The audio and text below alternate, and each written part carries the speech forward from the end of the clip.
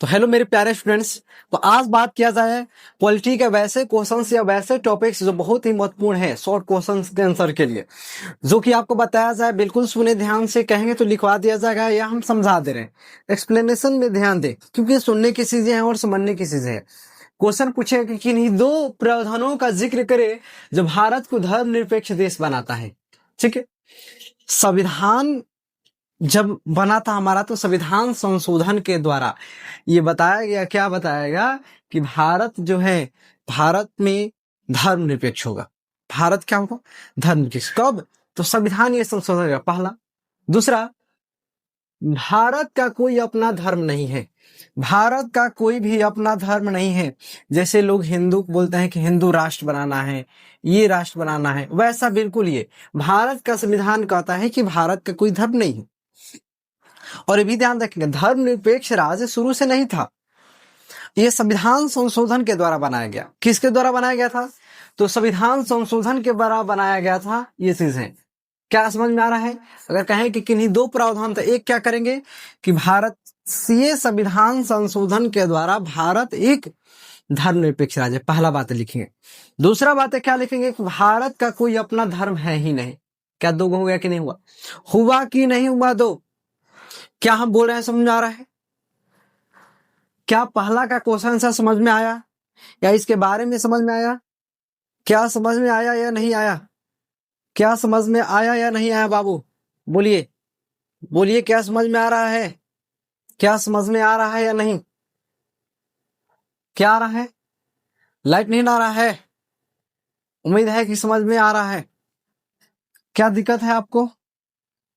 क्या दिक्कत है आपको? दिक्कत है या नहीं? दिक्कत है या नहीं बाबू? इसमें दिक्कत वगैरह, कुछ दिक्कत वगैरह? हमें उम्मीद है कि दिक्कत नहीं होगा। दूसरा देखिएगा, सत्ता की साझेदारी लोकतंत्र में क्या महत्व रखती है? क्वेश्चन ये भी जबरदस्त है। सत्ता की साझेदारी लोकतंत्र में बहुत महत्वपूर्ण रखती है। क्यों महत्वपूर्ण रखती है? कि यही मूल मंत्र है बाबू। लोकतंत्र का मूल मंत्र माना जाता है किसको? सत्ता की साझेदारी। ऑब्जेक्टिव के लिए भी कंफर्म कर लीजिए, सत्ता की साझेदारी लोकतंत्र का मूल मंत्र है। क्यों? क्योंकि सत्ता की साझेदारी के द्वारा ही लोकतंत्र टिका है। लोकतंत्र क्या है? टिका है। नहीं तो भाई सत्ता की साझेदारी नहीं होगी तो लोकतंत्र होगा कैसे? होगा कैसे?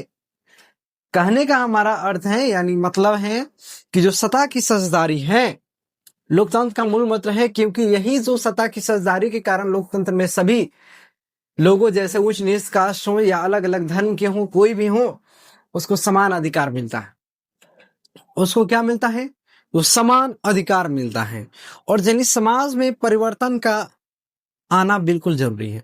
जैसे हम लोग देते हैं कि ये समाज जो है, हमारा समाज जो है बिल्कुल गंदगी की ओर बढ़ रहा है। बिल्कुल क्या हो रहा है? गंदगी की ओर बढ़ रहा है। अब क्या बताए गंदगी क्या क्या है, इसके बारे में अगले क्लास किया जाए, क्योंकि हम टाइम पास नहीं करेंगे। एक वीडियो लाएंगे सोशल नॉलेज, एक सोशल नॉलेज वीडियो लाएंगे बाबू। उसमें देखना कि हमारा समाज कैसे है, क्या करता है, पर दिखाता क्या है। जो गलत काम है वो करता है, उसको शर्म नहीं आता है, अच्छे काम करने में शर्म आता है। एक सॉलेज जो बता रहे हैं, एकदम पूरा सॉलिड बता रहे हैं बाबू। एक सोशल नॉलेज पर आपका क्या करेंगे, एक वीडियो आएगा सोशल नॉलेज। क्या सोशल नॉलेज यानी कहने का मतलब कि कैसे ये सोशल रहता है, दिखाता कैसे है, करता क्या है, उसके मन में क्या चलता है, ऊपरी मन क्या चलता है, अंदर क्या चलता है, सोच क्या है, कितना गिरा हुआ है, कितना उठा हुआ है, कैसे लोग हैं, क्या शहर के खराब होते हैं, क्या गांव के खराब होते हैं, या अदर कंट्री के अच्छे होते हैं, या क्या है, धर्म खराब है या नहीं खराब है, कौन सा धर्म सबसे अच्छा है। बिल्कुल ये सब चीजों को बताया सका आपको। तो कृपया जरूर ये भूले ना बाबू, ठीक है। सत्ता की साझेदारी जो है लोकतंत्र का मूल मंत्र है, और इसी के द्वारा हमारा संविधान जो है, ऊंच नीच वर्ग हो या अलग अलग कास्ट के हों, ऊंच नीच धर्म का हो, सबका समान आदर दिया जाता है। और इसमें कोई भी दिक्कत नहीं होता है। या कोई मतदान होता है तो इसमें भी सारे लोगों क्या करते हैं कि सम्मिलित होते हैं इसमें, ठीक है। क्या उम्मीद है? देखिए सामाजिक विभाजन क्या है। तो सामाजिक विभाजन, हम लोग अपने समाज में धर्म के आधार पे, जाति के आधार पे, अमीरी गरीबी उच्च नीच के आधार पे जो लोगों को बांटे हैं, या कार्य के आधार पे लोगों को बांटे हैं, उसी को हम लोग कहते हैं सामाजिक विभाजन। उसी को हम लोग क्या कहते हैं? सामाजिक। अपने समाज में जैसे जात के आधार पे, या धर्म के आधार पे या कार्य के आधार पे, कार्यों के आधार पे बांट जाए। जैसे वो लकड़ी का काम करता है तो बढ़ई हो गया, लोहा का काम करता है तो लोहार हो गया, होता है ऐसा भी। तो ऐसे ऐसे कास्ट जो हैं वो कास्ट के आधार पे भी विभाजन कर दिया गया, कार्य के आधार पे कास्ट का विभाजन। या और क्या हुआ कि ऐसे जो जन्मजात से होने लगा कि ये जन्मजात, आखिर ये विभाजन जो हुआ उसी को क्या कहते हैं, सामाजिक विभाजन। अगले वीडियो में क्या बोले हम बताएंगे, कब उसमें बताएंगे क्या सामाजिक विभाजन बिल्कुल गलत है या सही है, कब सही है कब गलत है, कि हमेशा गलत है कि कभी गलत नहीं है, हर चीज मालूम चलेगा। सैनिक कुछ ना पढ़े तो बाबू आपका दिमाग में ये हो जाना चाहिए कि क्या सोशल है कैसा। सोशल को समझने में टाइम लगता है बाबू, जब आप अभी बच्चे हैं, अगर अभी से समझ जाते हैं तो बेहतर बातें हैं, आगे दिक्कत नहीं होगा आपको, ठीक है। राजनीतिक दल क्या होता है, तो वैसे दल जो चुनाव में भागीदारी लेता है या जीतने के लिए मतलब कि क्या, सीट को प्राप्त करने के लिए कोशिश करता है या प्राप्त हो जाता है, वो राजनीतिक दल है। राजनीतिक दल क्या है कि ये वैसे लोगों का समूह या दल जिसमें क्या होता है कि जिसमें जो सत्ता की प्राप्ति करना चाहते हैं, ठीक है, वैसे दलों का जो सत्ता को प्राप्त करने के लिए सत्ता में भागीदारी लेते हैं उसको क्या कहते हैं, राजनीतिक दल कहते हैं। इनका मुख्य उद्देश्य होता है सत्ता प्राप्त करना, मुख्य उद्देश्य। दूसरा कि कहीं गलत काम हो तो विरोधी दल को क्या करना, दिखाना। कहीं गलत काम हो तो विरोधी दल को क्या करना, उसको रोकना या कुछ गलत इल्जाम लगाना, ये सब राजनीतिक दल करता है। सूचना अधिकार आंदोलन, सूचना अधिकार आंदोलन, सूचना अधिकार आंदोलन याद रखेंगे कि सूचना अधिकार आंदोलन बहुत ही अच्छा है। क्यों, क्योंकि सत्ता में जो भी काम होता था, सूचना का अधिकार आंदोलन क्या करता था, सत्ता में जो भी गलत काम हो रहा है उसको क्या करेगा, सूचना के अंदर उस गलत नियमों पर क्या लगाता है, अंकुश लगाएगा। क्या लगाएगा बाबू, अंकुश। इसीलिए सूचना का अधिकार आंदोलन चलाया गया। सूचना का अधिकार नियम कहता है तो 2005 और आंदोलन कहता है तो 2008, बातों को याद रखेंगे। सूचना का अधिकार आंदोलन कहे तो 2008, नियम कहे तो क्या हो जाएगा 5। क्या कंफ्यूजन है, क्या बाबू कंफ्यूजन है आपको, क्या किसी भी तरीका से कंफ्यूजन है या नहीं। 2005 में अधिनियम बना था और 2008 में आंदोलन हुआ था। क्या बिल्कुल गलत नहीं लग रहा, हमें उम्मीद है। क्या कंफ्यूजन है या नहीं।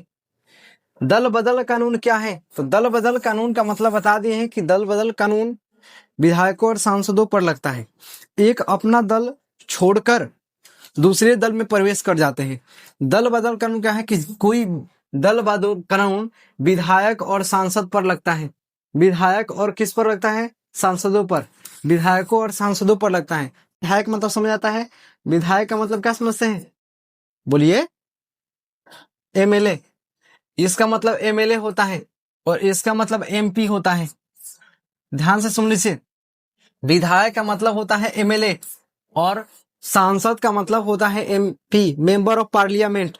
मेंबर ऑफ पार्लियामेंट यानी सांसद, यानी संसद के सदस्य होता है। संसद का सदस्य यानी सांसद यानी मेंबर ऑफ पार्लियामेंट। क्या उम्मीद है समझ में आ रहा है।